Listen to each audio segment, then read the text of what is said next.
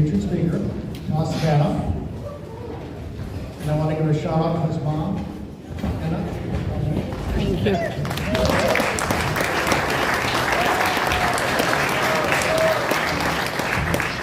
Good morning, everyone. Good morning.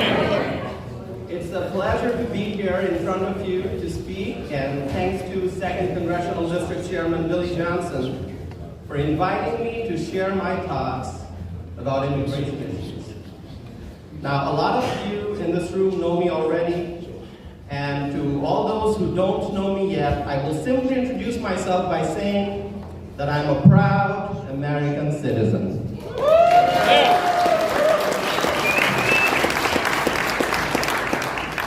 Now, in 2017, Mr. Billy Johnson invited me to share my story of immigration at Pints and Politics. And since then, I have been to many events over the years talking about immigration in Dane County, Columbia County, Grant County, Madison County, Brown County, just to name a few. Now, back in 2017, when I spoke at the Pints and Politics in Madison, times were different. Now, did we have immigration issues back then? Yes, we did. But we did not have the kind of Biden border crisis that we see today. And I talked about, back then, I talked about how I came to the United States as an immigrant from Bangladesh, and I did so legally. And that was 2007. And so that's really the key word. Legally. I followed American immigration laws and rules. Then I successfully pursued citizenship, both me and my mom. We pursued citizenship and we both became naturalized American citizens in 2014. Thank you.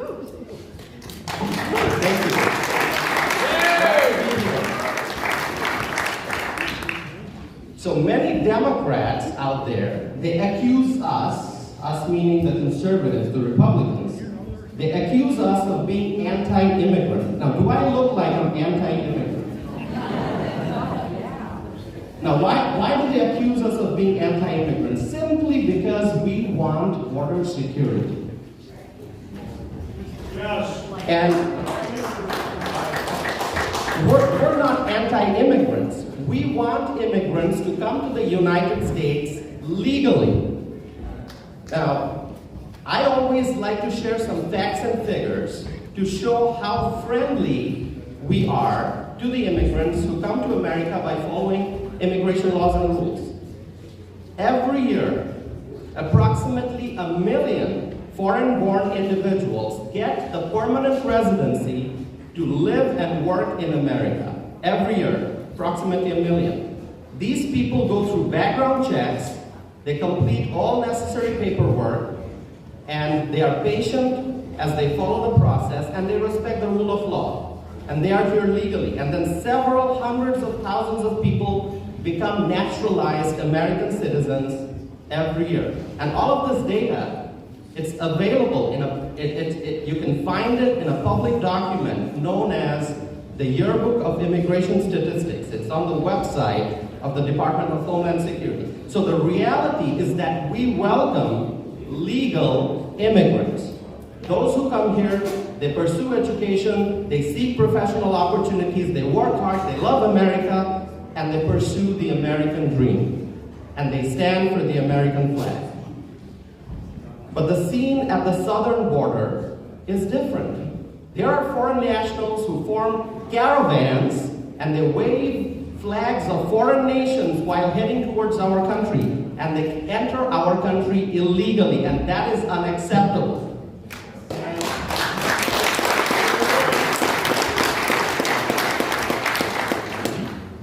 As a legal immigrant and a naturalized U.S. citizen, I feel compelled to talk about this issue. I feel compelled to point out the differences between the two, legal versus illegal immigration. Now, last year, I had the wonderful opportunity to be a guest on Fox and Friends, on Fox News, and the show host was Rachel Duffy, who we all know.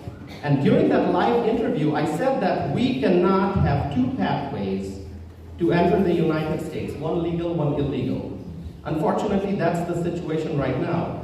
But there must be only one pathway for immigrants to come to America. That is the legal pathway. But the Biden administration, since 2021, they have opened up the southern border and they allowed more than 10 million illegal immigrants to enter our country from all over the world. And we have no idea who these people are and what their background is. And the Democrats, they say that the migrants are coming here to work. Okay? If the migrants are here to work and support themselves, then who are those foreign nationals living in hotels and shelters in sanctuary cities at the expense of American taxpayers? Who are the people getting all the free stuff while our veterans suffer? Amen. Now the Democrats, they say that migrants are here to contribute towards our economy. Then why are so many migrants going to emergency rooms of American hospitals and not paying the bills for the services that they receive? And as a result, our healthcare system is under tremendous pressure, and many hospitals, I'm afraid, many hospitals may have to close their doors because of the losses that they're facing. And so let's talk about our neighboring state of Illinois. In Chicago, why is Mayor Brandon Johnson asking for an additional sum of $70 million for the migrants after spending many, many millions already? Well, the Democrats say the migrants are here to work and support themselves. So why are we spending taxpayer dollars? In New York City, it is estimated that $10.6 billion may be spent through June 2026 to deal with the migrant influx. And right now, here in Dane County, we learned from a recent report, some of you may have seen it, maybe all of you saw this, a recent report that states that the city of Madison has allocated $700,000 on illegal immigrants. They allocated $700,000 for illegal immigrants. Now, clearly, many migrants feel entitled to get free stuff. Free for them, but not free for us. Because we're paying, our taxpayer dollars are funding the services that the migrants are getting. And the Democrats, they are continuing to entice illegal immigrants by providing free housing and lots of other free services. The Democrats, they use language in creative ways, okay? I think we know that. They try to legalize, normalize, and glorify illegal immigration. Previously, when Border Patrol apprehended illegal immigrants, it was called apprehension. And now it's called an encounter. The Border Patrol encountered 1,000 migrants. A foreign national who illegally enters the United States is called an illegal immigrant or an illegal alien. But now the Biden administration calls that person a newcomer. I mean, think about the headlines. First, Border Patrol apprehends 1,000 illegal immigrants at the border. But the Democrats have switched it. Now they call it, the Border Patrol has encountered 1,000 newcomers. They're not newcomers, they're illegals. And now the Democrats in places like New York, they want to spread the burden of illegal immigration all over the country by calling for a decompression strategy. Do you know what a decompression strategy is? The New York City mayor, Eric Adams, he wants a decompression strategy, which means he's asking the federal government to spread illegal immigrants all over the country. Like decompress. Why send them to New York? Spread them all over the country. That's what the Democrats are now asking for. Now, here in Wisconsin, in the 2nd Congressional District, we are at risk. The liberals will ship illegals to Dane County. And when resources run out in Chicago, the illegals will find a way to Wisconsin. Look at Whitewater. It's already happening there. And these illegal immigrants are displacing Americans. The homeless Americans are not getting help, but the illegals are receiving millions and millions of dollars worth of free housing and services. The American seniors are struggling because of inflation, but the illegals continue to get free stuff. There are many children, American children, living in poverty, but the illegals are the ones getting the taxpayer-funded benefits. And our veterans are not getting the help that they need, but the illegals are getting all the free stuff because that's what the Democrats want. Now, you may have already heard that New York City is giving migrant families prepaid cards so that they can go and shop. Like, here you go and shop. The New York City officials claimed that the money can only be spent on food and baby supplies. Now, do you believe that? No. My question is, how are they going to enforce that? Like, when you hand them the prepaid cards, how do you enforce? First of all, they shouldn't be getting a single dime. But how are they going to enforce that the prepaid cards will be spent on food and baby supplies? Reportedly, the illegal immigrants, think about this, they have to sign an affidavit promising that they will spend the prepaid cards on food and baby supplies. Now here's my question.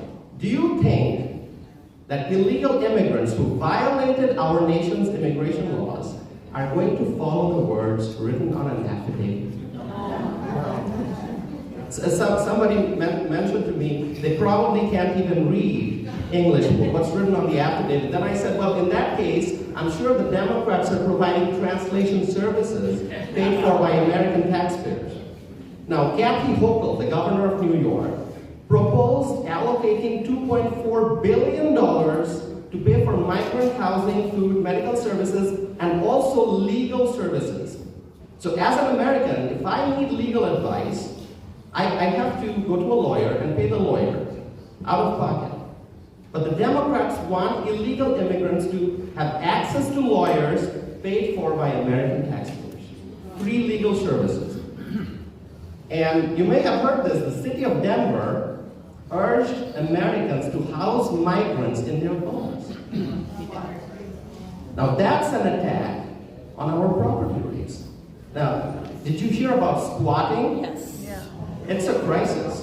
So when the migrants are inside private homes, what's the likelihood that they'll become squatters? Yeah.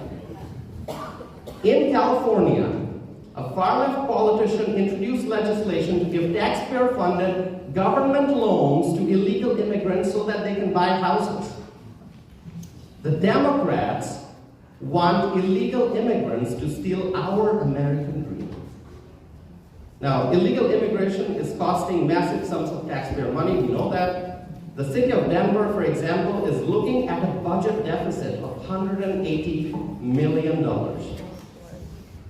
And so as the border crisis grows, I think we'll start seeing the impacts here in Wisconsin, and most likely in the 2nd Congressional District, because it's a blue district. Because we have the city of Madison here. And our communities will become less safe, housing issues will intensify, and schools and hospitals may become overburdened, and there may be chaos and lawlessness, all because of Joe Biden's open border policies. Now, in 2022, Senator Chuck Schumer proposed a pathway to citizenship for 11 million illegal immigrants. It's very clear what they're trying to do. They're trying to create new voters. It's very obvious that the Democrats want new voters. Now, let me tell you what's happening in New York City. In New York, the city council is trying to extend voting rights for non-citizens in city elections. Now, the Democrats there are saying it's only for the legal non-citizens. Well, I think voting is only for U.S. citizens. If you're not a U.S. citizen, you should not be able to vote.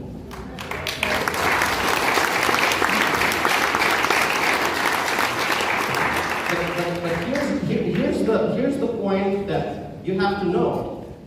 They want anyone with a work permit in New York City to be able to vote. And then we also see the Democrats are pushing for work permits for the illegal immigrants. So you do the math. So if New York City liberals win, the migrants may end up voting in city elections in New York. The Democrats are trying to disenfranchise American citizens by trying to give voting rights to non-citizens and possibly illegal immigrants. And I'm afraid that the liberal communities here in Wisconsin may try to do something similar, especially in the 2nd Congressional District. I'm afraid what Madison may come up with. So no community is safe, and illegal immigration will hurt every community. Now, as a legal immigrant and a naturalized U.S. citizen, here's my message. American cities, villages, and towns must declare that they will not be sanctuary communities.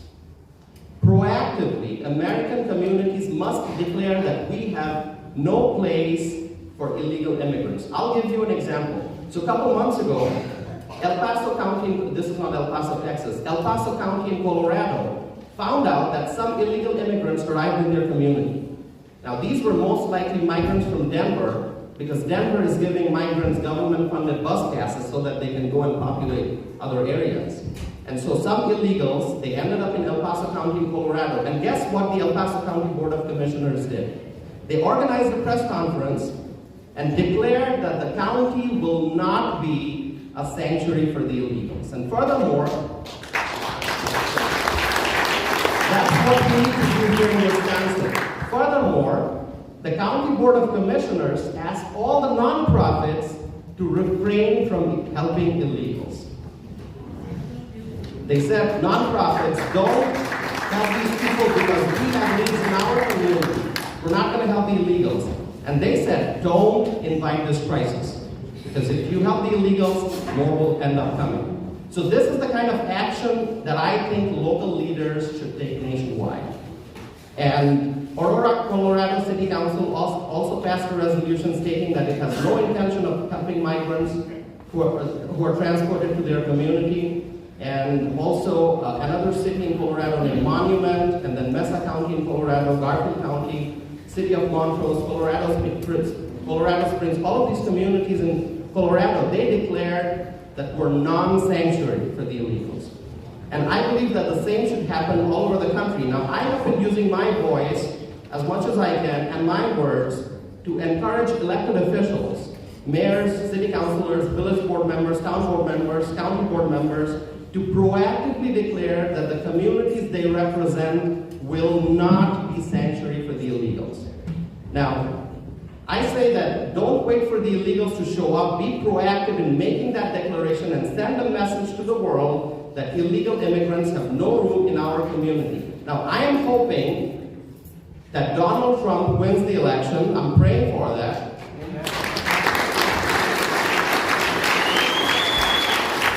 I'm also hoping and praying that we increase the size of our majority in the House of Representatives and we regain the majority in the U.S. Senate, and for that we have to defeat Tammy Baldwin. Yeah.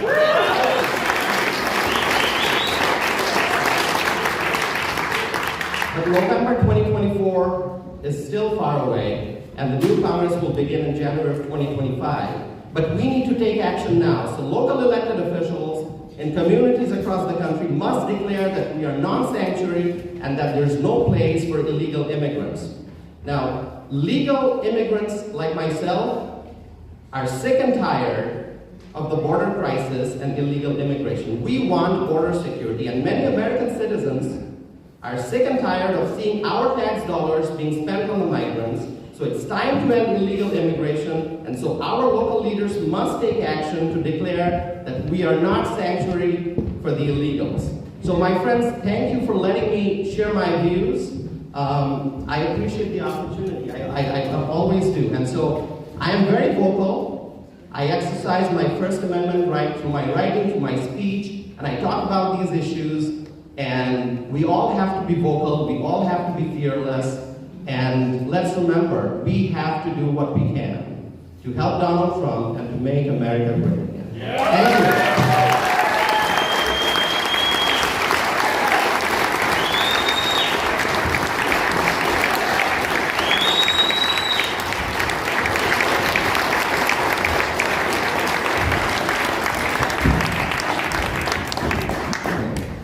Shout-outs, let's see, Aaron Rock and Heather, forgot your last name, from Wisconsin National Grid, so thank you. And Rebecca Witherspoon, and we ran a very competitive race. One hit race, 2 years from now, we're going to do it. We're in a great race.